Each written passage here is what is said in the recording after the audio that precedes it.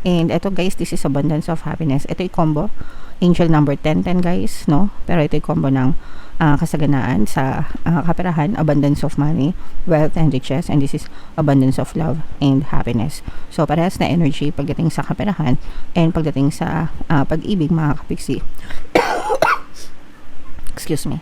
Talaga namang nananagana kayo guys, no? So this is abundance mga kapiksi, dobleng combo ng abundance. So i-mind nyo na agad yan sa comment section.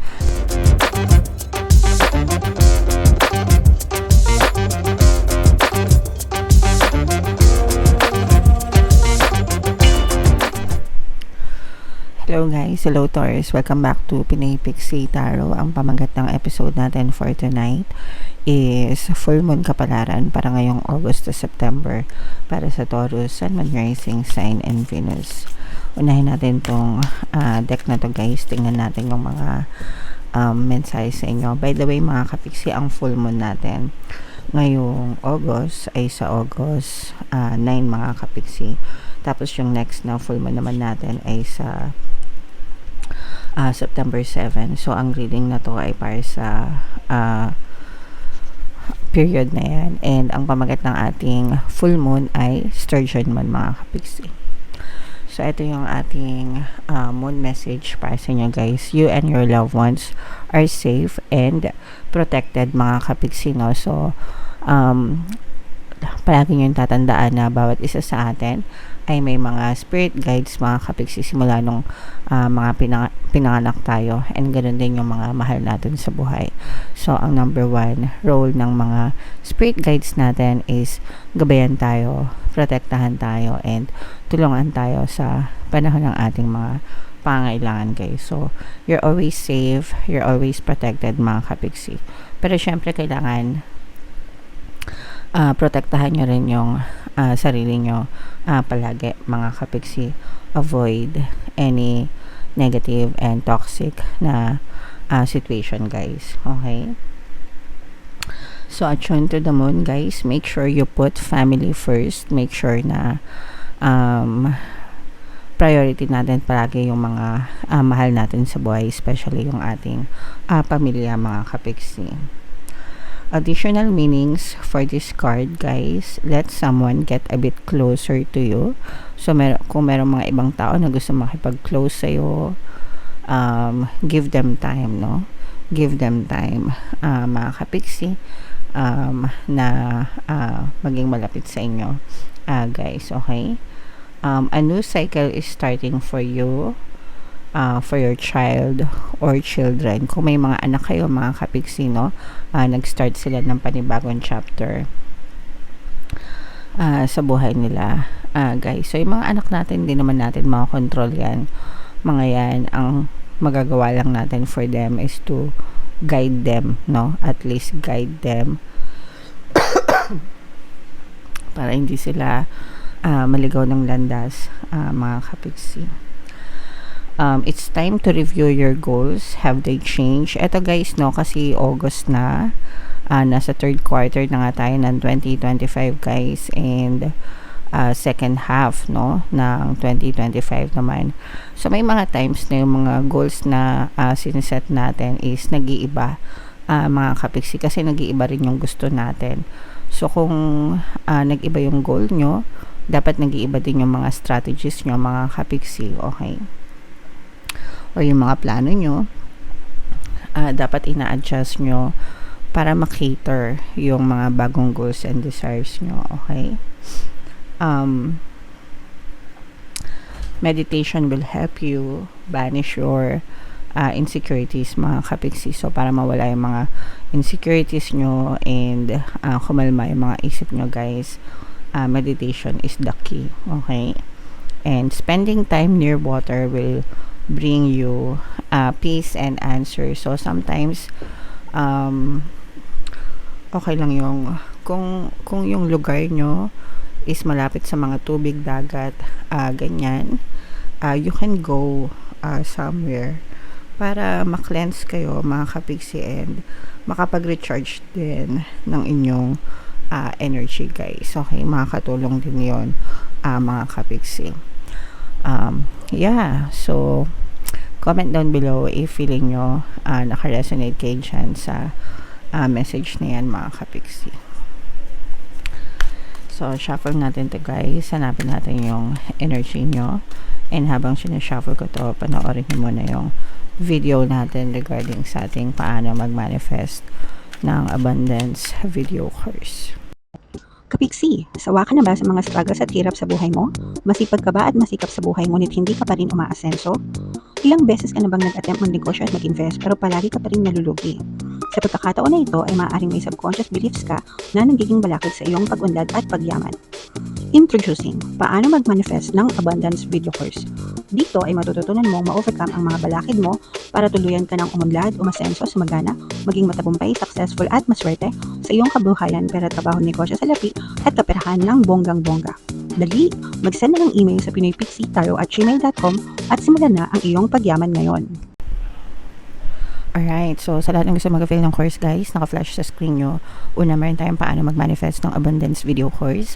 Meron din tayong paano mawala ang third party at magkaroon ng harmonious na relationship. And meron din tayong paano pabalikin si ex, revise breakup. Sa mga interesado guys, mag-send lang kayo ng email sa pinoypixie@gmail.com. So, Taurus guys, kayo ay represent ng King of Pents. Ito yung ating moon energy, mga kapiksi. So, latag natin yung spread nyo guys. And by the way guys, sa mga naghahanap ng mga pampaswerte na lucky charms or lucky bracelet, may mga items na makikita kayo sa description tsaka sa comment section, mga kapiksi.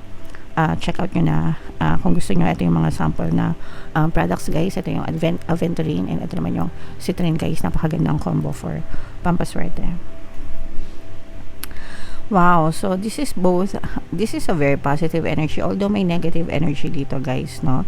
Pero overall, napaka-positive ng energy nyo. Ang nakikita lang natin sa negative, mga kapiksi, is for some of you, may mga toxic sa paligid nyo. Itong mga toxic na to guys, feeling ko ito yung mga taong naiinggit sa inyo, no, mga marites, ganyan.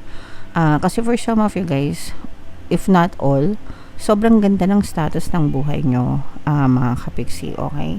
And dahil sobrang ganda ng status ng buhay nyo, may mga taong hindi maiwasan na mainggit sa tinatamasa nyo, mga kapiksi. Syempre, hindi nyo yun kasalanan, no? Kasi hindi nyo naman kasalanan na maganda yung buhay nyo. Dahil deserve nyo yan, guys. Pero, iwasan nyo na lang na patulan yung mga inggitero sa paligid, mga kapiksino, kasi wala naman kayong mahihita sa kanila guys. So dead man na lang sa kanila. And ito guys, this is abundance of happiness. Ito yung combo angel number 1010 guys, no? Pero ito yung combo ng kasaganaan sa kaperahan, abundance of money, wealth and riches, and this is abundance of love and happiness.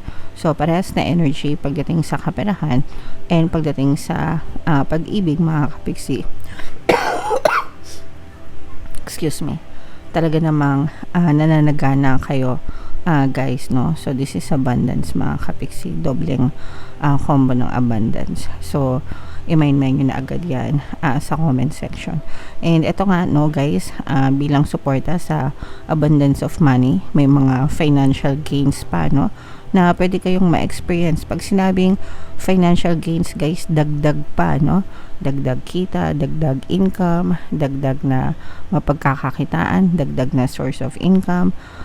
Pero ang nararamdaman natin dito guys is parang nagmumultiply pa, no? Nagmumultiply pa, dumadami pa, mga kapiksi, at saka maganda talaga yung ikot ng kaperahan sa inyo. And for some of you, ang reason kung ba't maganda yung daloy ng kaperahan sa inyo ay dahil din sa inyong good karma, mga kapiksi.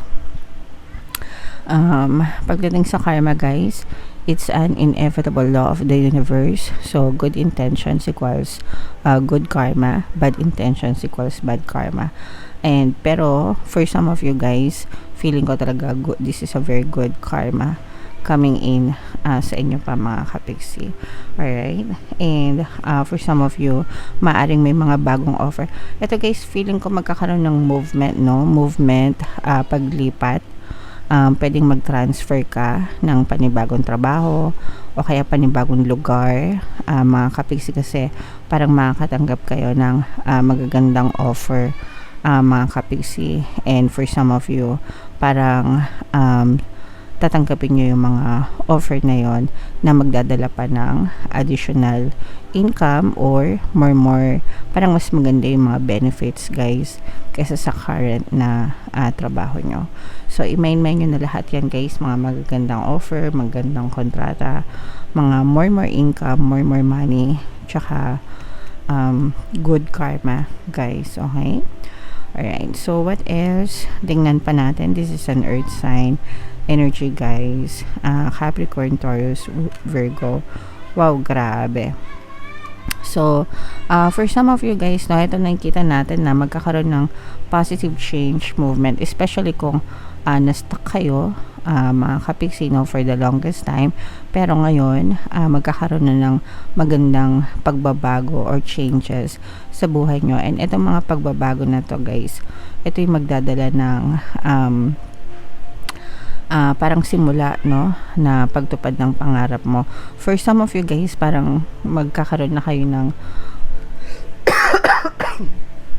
excuse me, guys, parang magkakaroon na kayo ng concrete na decision kung ano talaga yung gusto nyo mangyari sa buhay. Kasi yung iba sa nyo, guys, parang medyo na-stuck kayo dahil sa pagiging indecisive nyo. Pag sinabing indecisive, hindi makapag-desisyon. Pero ngayon, mga kapiksi, nakikita natin na mas nakapag-desisyon na kayo sa buhay nyo, and or kapag nagsimula na kayo mag-desisyon sa buhay nyo, doon na magkakaroon ng mga positive changes para matupad nyo yung mga dreams nyo sa buhay, mga kapiksi. Okay?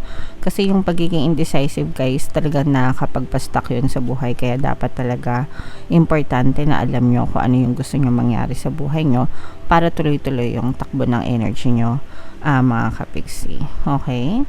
Alright. So, ito, guys, isama nyo sa idadagdag nyo sa comment section. Mind positive changes, pagtupad ng pangarap, tsaka yung mga abundance na binanggit ko kanina. Alright? So, yeah. Yan ang iyong reading ngayong full moon season, Taurus. Comment down below, guys, if feeling nyo naka-resonate kay Chan. And for more tarot readings, ito yung playlist nyo. Ito naman yung ating success stories ng paano mag-manifest ng abundance video course. Click here to subscribe, guys. Ito yung ating mga pampaswerte subliminals. Thank you for liking, sharing, and subscribing. See you next time. I love you all, mga kapiksi. Have a nice day. Bye-bye.